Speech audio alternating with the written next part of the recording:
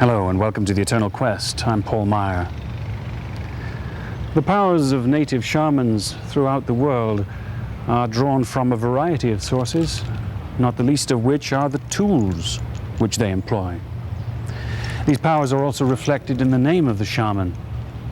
Today's program features Bobby Lake, also known as Medicine Grizzlybear. He will discuss Native American shamanism, as revealed in his book, Native Healer, with Bill Metzger, editor of The Quest magazine. You might recall an earlier program on Native American shamanism, Joy Before Night, in which Terry Eaton talked about her mother, Evelyn Eaton, a medicine woman. We also gave you a glimpse of Hawaiian shamanism with Serge King, a kahuna healer.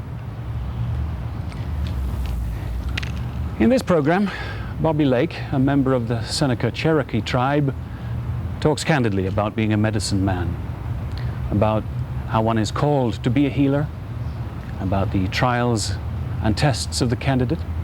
He describes the use of natural tools in his doctoring, talks of sacred places on the earth where healing occurs. Medicine Grizzlybear also reminds us that we are a part of nature and that illness is the result of our disconnection from it. Bobby Lake conducts ceremonies, lectures and workshops all over America. He is the author of Cholula, People from the Ancient Redwoods, and is a former full professor at Humboldt State University.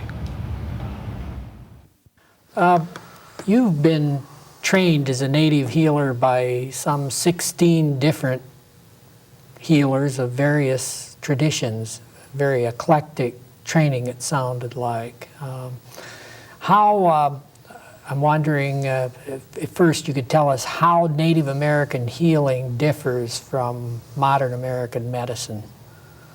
I think the primary difference is that our approach is natural. It's naturalistic. I don't mean like a naturopathic practitioner. I mean even more primitive, if I can use that word, primitive in a good sense.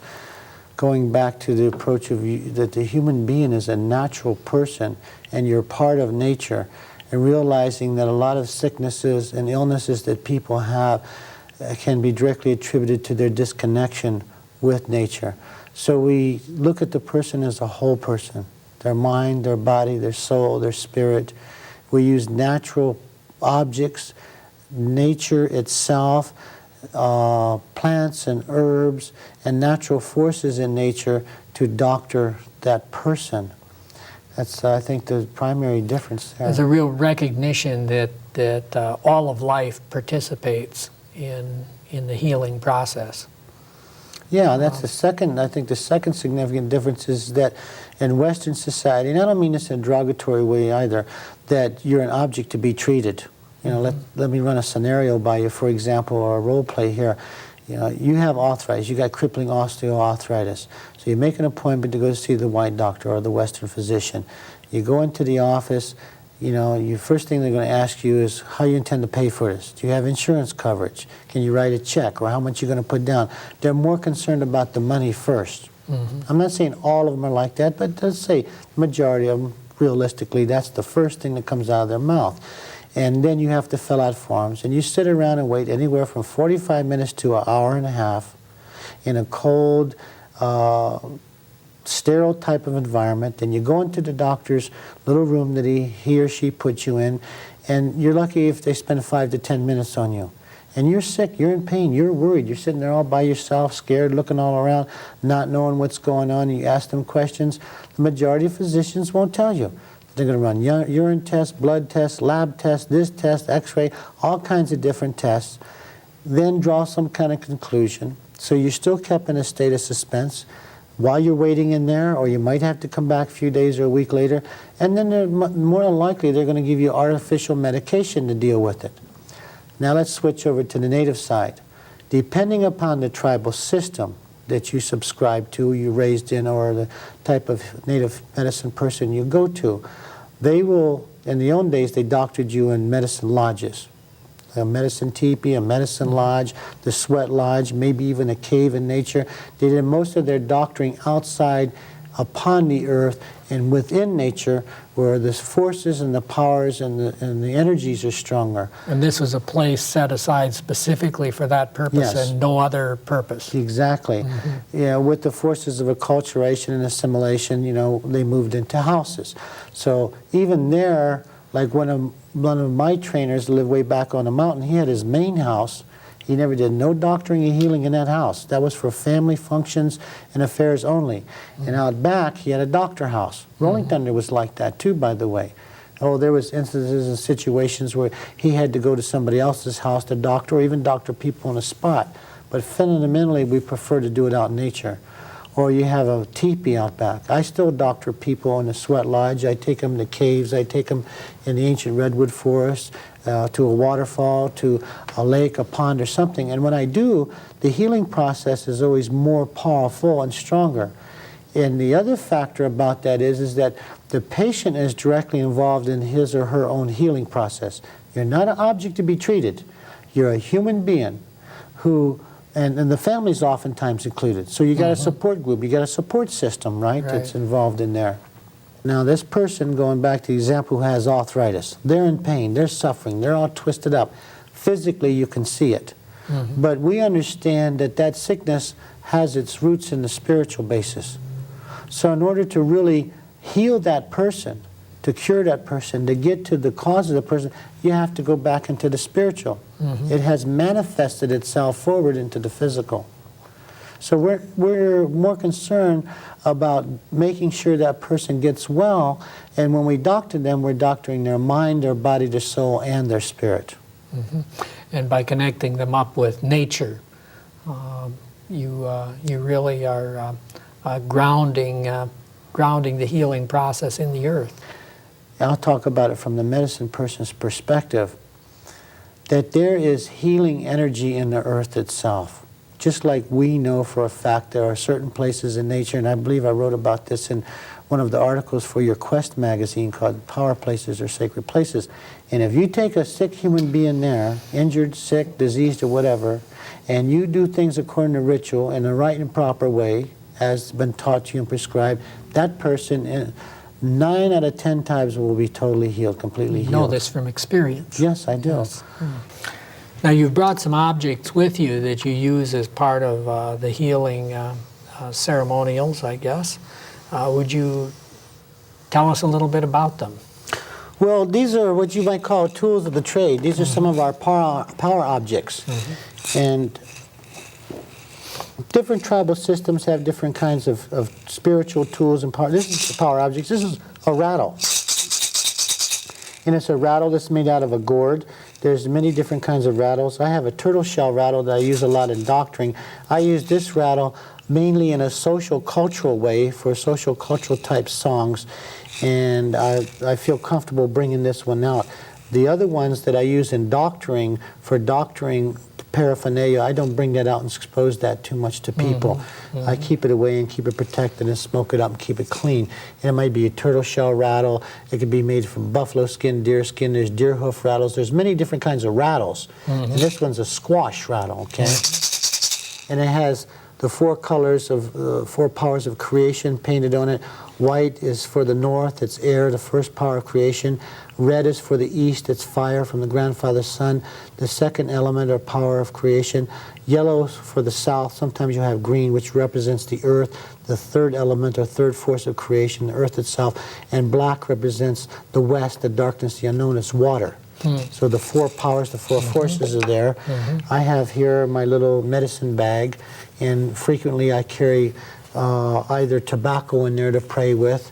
Sometimes I'll carry a sacred root that I pray with and smudge with. Of course, I got my grizzly bear claws, because this is part of my medicine as the grizzly. I'm not boasting or bragging or anything, but a lot of medicine people usually don't have just one power. You have more than one power. So the grizzly is connected to the sun, to the moon, to lightning and thunder, to ravens, mountains, high spirit beings. The sacred Kishwif root we call Wathpe root. White people call Angelica root that we use in our sacred dances and ceremonies to burn and to pray with. There's the tobacco.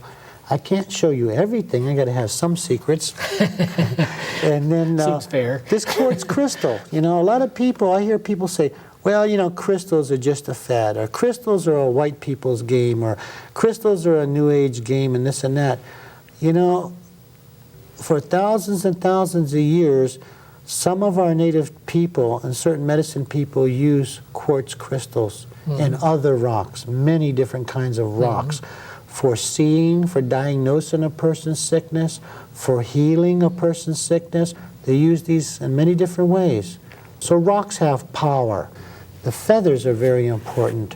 Hawks and ravens and eagles, flicker birds, many different kinds of birds, and each color represents a different direction. All of these bird people have many different powers. Like I talked in my lecture last night, the flicker bird is red, it's a fire bird. If you know how to work with that flicker bird, you can doctor people who have bad burns or been burnt badly, you know.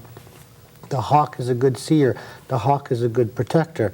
The raven is the great creator's partner.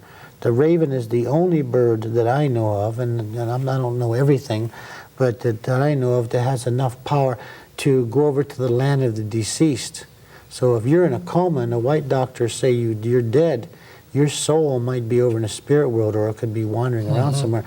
The raven has the power to go over there to find your soul and to bring it back, to bring you back to life. It has that much power.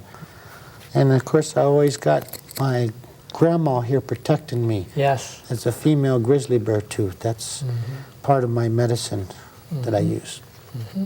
Now, the name Medicine Grizzlybear says something about the type of healer you are, doesn't it? Yes.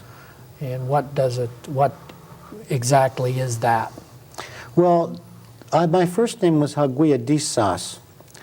You might be given several names. When I was given that name younger by an older medicine man named Beeman Logan from the Seneca Nation, who helped teach and train me. He was one of the 16 medicine people to help teach and train me. And he gave me that name when I was younger, when I was little. And I didn't like it, you know. I thought it sounded nice, but, you know, I wanted a name like Red Eagle, you know, or Dancing Buffalo, or Thunder Arrow, something powerful or neat, because I wasn't a big man. I was a small guy in pretty good shape and everything. And I used to ask him, I said, why did you give me that name? How come you give me that name, Haguia Disas? That means man searching for his people. And he said, well, someday you'll know why. You'll understand. He said, but that's an honorable name. And in later years, you'll get another name. The Creator will give you your name. So it took me a long number of years to realize that that name was honorable. It meant man searching for his people. I wasn't looking for my own tribe like I was lost or something. I was looking for the spirit people, what you white people would call angels or guardians, looking for those spirits. And I found them. They found me.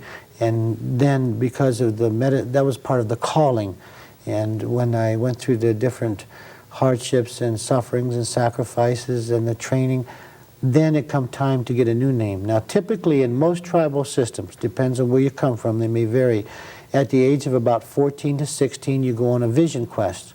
The young man would go out to a place in nature. It could be on a sacred mountain, on a butte, in a cave, near a waterfall, in a wickiup, in a sweat lodge. For the young girl, it was usually in her first moon time ceremony, her puberty rite, her menses ceremony. And it's during that time that you fast. It could be 4 days and 4 nights, no food, no water. In northwestern California, it could be 5 days and nights to 10 days and nights, no food, no water. And you ask, who am I? Where did I come from, great Creator? What do you want me to do with my life? What am I supposed to do for you and the people? Well, through a dream and through a vision and a language you can understand, the Creator will talk to you. In the same way like Jesus was lost in the wilderness and was tempted by the demon, and God, as you call it, talked to him and advised and counseled him and gave him his powers, and he was tempted by the devil. We go through a similar process in the same way that the great Creator talked to Moses through a burning bush. He could talk to us through lightning and thunder, or wind and rain, or an eagle, a hawk, a raven, a frog, a rattlesnake, anything for that matter. It's the same concept. The ironic thing about it is that I got mangled in this car accident and was pronounced clinically dead, and I talk about it in my book. I ended up in a coma, And while I was in a coma, this grizzly bear kept attacking me. She kept going after me. She kept terrorizing me. And it wasn't until many years later. So in a lot of ways, that accident, that death experience became my vision quest. And it became one of my shamanistic callings, rites of passage. It wasn't until many years later, in my early 30s, and I talk about it in another part of the book called One Step Beyond. It was also, I wrote about it in Shaman's Drum a number of years ago, where the old holy man put me on the highest and most powerful mountain in northwestern California, that grizzly bear came once again. And it came in dream form. And sometimes they will manifest themselves physically in front of you. Not just a dream, but a real grizzly bear will be there. Oh, yeah. Now, you get the Forest Service or the anthropologist and fishing game's going to say, oh, that's not possible, you know. The grizzly bears are extinct in this area. There's no more wolves here. They tell you that stuff all the time. But when it comes to the spirit world, anything is possible. Or sometimes there's many different powers can come and they tell you, this is my name. The Creator has told me that I'm supposed to give you my power. Now this is my name. This will be your name, Megas Nikwich. That means Medicine Grizzly Bear. And with this power, with this name, comes this song. These are the things that I can do. Whenever you need my help, you sing this song, and I will become one with you, and they will merge with you. You are no longer human, you become animal. You're no longer animal, you now become spirit, and you all become one together. See? And so for you, it's the grizzly bear. For somebody else, it might be the hummingbird. Yes. The people who normally get the bear power are usually doctors. Not all of them, but usually, okay? And that's quite common throughout most tribal systems. And is the protector of nature. And he knows exactly what plants and roots and herbs to eat. So it's a very strong doctor power. And there's a lot of responsibility that goes with it, too. You know from the power or the spirit or the animal that comes and talks to you, tells you at that time what gifts it can give to you. Not everybody who goes on a mountain or goes on a vision quest has become a medicine man, a medicine woman, a doctor, or a shaman. Sometimes they give you hunting power. Sometimes they give you fishing power. Sometimes they might give you seeing power, protective power, or a spirit guide to advise and guide you. It's all different. But that's where you need to grow up in that tribal context, because through the myths, through the legends, through the Indian stories, through the grandfather teachings, you come to learn what those different powers represent. Now, Coyote is a teacher. Coyote can be a doctor. Coyote could be a sorcerer. Coyote can be a survivor. Coyote is a very strong power because Coyote can be many things. The rattlesnake works with lightning and thunder. The rattlesnake can be a protector, it can be a hunter, it could even be a doctor. Black rattlesnakes, bad power. Red rattlesnakes, good power. So there's even an understanding of different powers and forces. Most tribal people will tell you the owl's bad power. A lot of times people go on vision quests, the lesser powers will come first. Those powers which are considered evil power, you'll be tempted too, just like Jesus and Moses and the great leaders in the Bible, and I'm sure Buddha. An elk medicine man has elk power to doctor and help women, very protective with women, can handle female problems, a lot of things that's going on with women. That's a unique gift, that's a unique talent. An antelope medicine man or a wolf medicine man might not be a medicine man per se as a doctor. There might be more like a priestly type function, a ceremonial leader. Now we've been talking about medicine men, and of course there are also medicine women, and your wife, Tila Starhawk, is one. Are there a lot more men, however, who are practicing healers than there are women? That's a difficult question to answer because our medicine people are becoming on the endangered species list. Now, going back to the example of Tila, and my wife is a very powerful native doctor, and that's good to bring up that there are native female medicine people. There are some tribes who believe, particularly like northwestern California, that the female doctors were more powerful than the men doctors. But there's good evidence to substantiate the fact that some of the female doctors were indeed very powerful and are powerful today. But they go through similar experiences. They're born with it, it's inherited, it's willed to them, like Tila, going all the way back from many generations, her parents, her grandparents, great-grandparents, and you get it through the genetic structure. But it also comes down, to draw another comparison or analogy in Western terms, what Carl Jung called the collective unconscious. It also comes down through the psychic or spiritual structure. And things are happening to you in your life. Sometimes the people know before you were even born that a young medicine person is coming to that tribe or to that village, and special preparation is made to accommodate that person. Sometimes when that occurs, they will be very selective with that young medicine woman.